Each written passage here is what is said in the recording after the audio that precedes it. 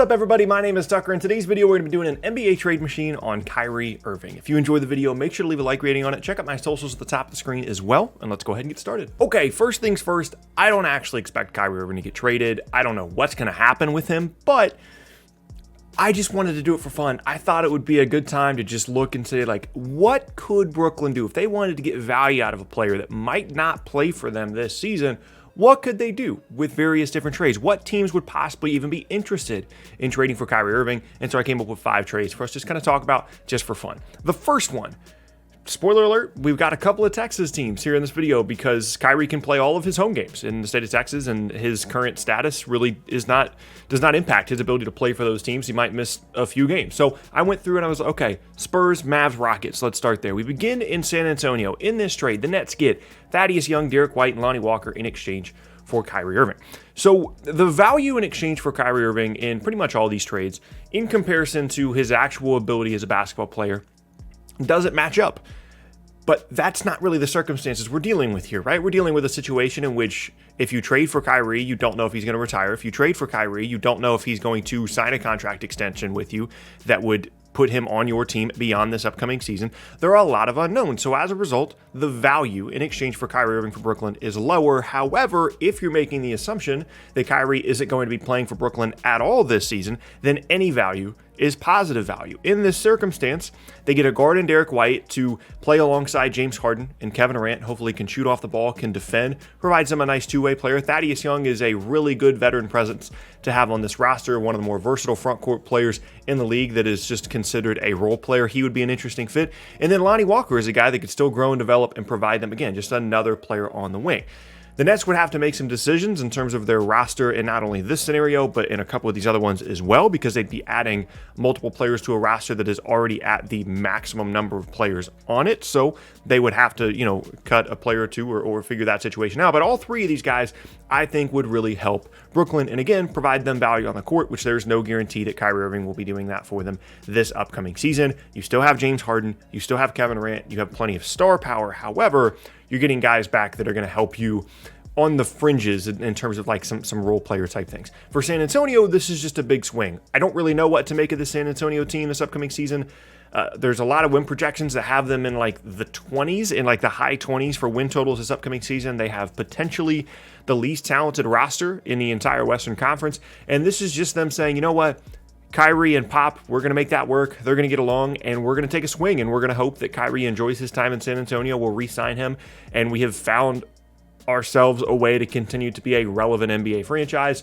And again, Kyrie can play all of his games there in San Antonio. It's not a perfect fit, but it's a fun one to take a look at, and that's why I put it first in the video. Next up, this one is a bit more interesting in my opinion, and it is Dallas.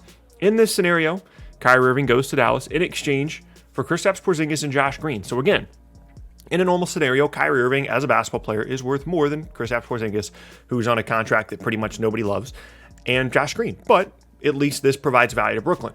Getting a legitimate big guy in Kristaps Porzingis is important for this Nets roster. Not that, Kristaps Porzingis is the second coming of Joel Embiid or anything, but he's still a bigger body. He's someone that provides them size, length, and hopefully some defensive versatility if he can re-find some of that athleticism that he did have in New York and be fully healthy. He works really well with the Harden-Durant combo because he can space the floor and should be a better floor spacer in this offense than he was in Dallas because there should be more space. And you get Josh Green, who's a potential, grow and develop type guy as a two-way wing. Dallas moves the KP contract, which I'm sure they would love to do. The Kyrie Luka fit is interesting. I mean, Kyrie's fit with any star, any big time guy is definitely going to be interesting. But again, he would be eligible to play in all the games in Dallas. He would only miss a handful of games, those ones I guess he wouldn't even miss the ones in New York because he'd be an away team. Regardless, he would be eligible to play in way more games in Dallas than he would be in Brooklyn. And Kyrie and Luka together would be super fun. They both can space the floor. They're both really good playmakers. Dallas would have to figure out what to do in the front court, but I think this would be an interesting one. And again, the Nets get value out of a player that might not play for them this season in Kyrie. Next up, Houston. This is one that's been brought up to me a lot. I changed around the structure of it slightly, but the base of it is Houston trades John Wall to Brooklyn in exchange for Kyrie Irving and some other stuff. You have Daniel House and a first-round pick going to Brooklyn here, their own first-round pick going back to them via the Harden trade, and then DeAndre Bembry is here just to make the salary stuff work. So the reasoning behind this is, for Houston, you're trading for Kyrie Irving. but also like let's just say they make this move and Kyrie's like, yeah, I don't really want to play. I just want to retire. Or he leaves after next season. They get out of the John Wall contract, which is a big deal for them. Danuel House is an interesting young player, but he's kind of reached, I think, what he's going to be as a player. And then you give up the first round pick basically to get rid of the Wall money. And maybe Kyrie, enjoys his time in Houston, decides to stay, or he, decides to give it a shot and doesn't retire. But the point is, they're getting out of the John Wall money. Whereas for Brooklyn, again, they're getting a player that's actually going to help them. Danuel House can help them on the wing, and they get their own first round pick back for next year, which is certainly helpful as they continue to grow and develop this roster and or potentially use that pick in a different move to continue to add to what looks to be a championship contending core for this upcoming season. I don't like the Wall, Harden, Durant fit at all. I don't like John Wall being on Brooklyn in the first place. But if it comes down to nothing or John Wall, I think it's close, but I think I would probably rather have John Wall in the scenario, as long as he's understanding that a lot of his value is going to hopefully come on the defensive end of the floor and that he needs to really, really improve as an off-ball shot maker. Otherwise, his minutes are going to be much more limited than he would probably initially expect in Brooklyn. Probably not the cleanest fit out of any of these trades so far. I think the one that makes the most sense so far is Dallas. However, I think it's fun to take a look at with the Wall and Irving swap. And it's something that a lot of people sent to me, so I wanted to make sure it was included. Next up, we're getting a little crazier. We're getting out of the state of Texas and we're going to New Orleans.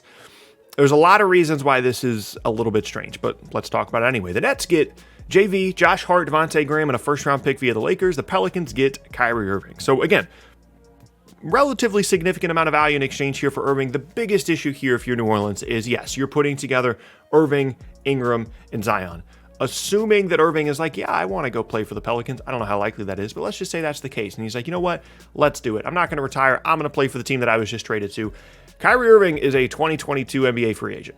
And for a team that is already having issues potentially convincing Zion to stay after his rookie contract, potentially a team that might be relocated at some point, trying to convince Kyrie Irving to stay in New Orleans, I would say that would be difficult.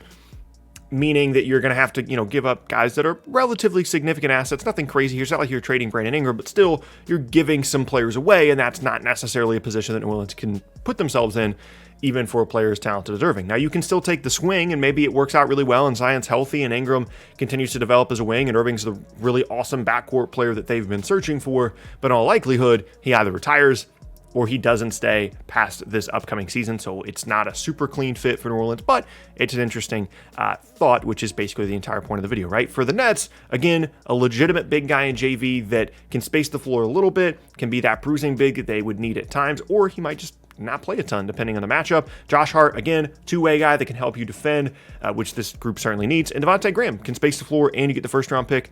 I'm actually relatively intrigued by this trade package for Brooklyn.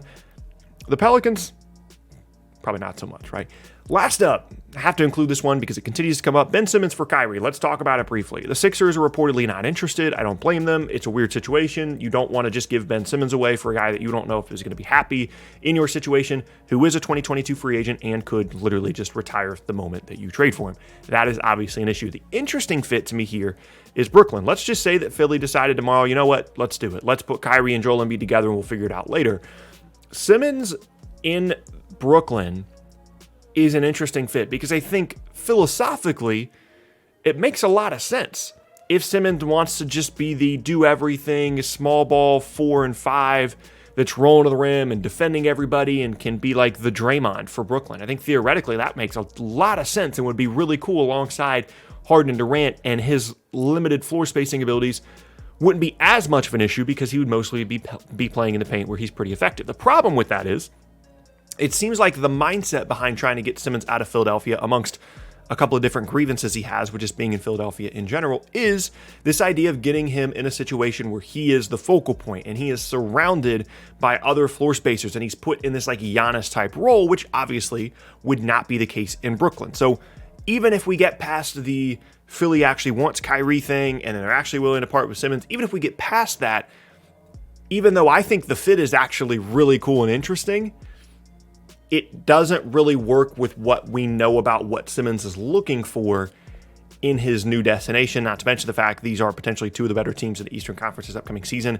It's very rare for those two kinds of teams to be trading assets like this, although we've seen it happen once with Kyrie specifically between Boston and Cleveland a handful of years ago. So, like I said, I don't think Kyrie's going to get traded. He could retire. I have no idea what's going to happen with the guy. I would be surprised if he does get moved, but I just thought it would be fun to take a look and see, theoretically, what possibly could Brooklyn get out of Kyrie, what would be a good trade package in exchange for him, and what teams could potentially be looking to trade for him if that option did become available. But that is going to be the end of today's video. Hope you guys enjoyed it. If you did, make sure to leave a like rating on it. Check out my socials at the top of the screen as well, and check out more videos from me at the boxes on the screen as well. Yeah, with all this thing said, once again, my name is Tucker. Hope you guys have an awesome rest of your day, and I will see you all next time.